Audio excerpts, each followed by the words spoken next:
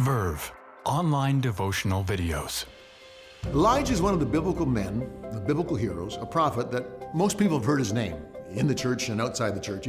He's famous, and he's famous for many things, but there are two famous stories about him found in 1 Kings chapter 18 and 1 Kings chapter 19. In 1 Kings chapter 18, Elijah all by himself faces the king of Israel and faces the men of Israel and faces the false prophets of Israel, and he stops the worship of an idol called Baal. He stops it and he brings back the glory of God. He is powerful, and he faces 850 evil men all by himself. He's victorious.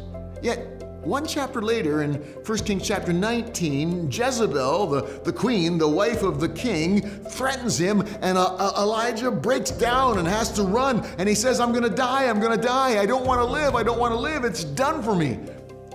The question that just rings out in your mind when you read those two chapters back to back is, how can you be so powerful here, and how can you be so weak here? And I don't get the answer sometimes, but this is what I do get. Wait a minute, I know that pattern. That's me. Powerful here, weak there. Powerful here, but I fell here. Why do I do that? And the Bible says that Elijah was a man that had passions just like you and I. He has the same DNA, and we go from victory, not always to victory, sometimes to failure.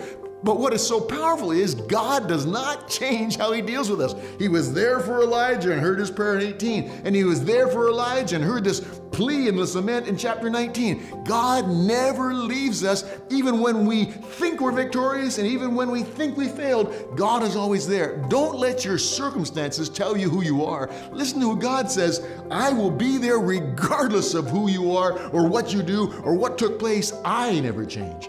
That's the constant in the story. Verve, devotional videos to your inbox.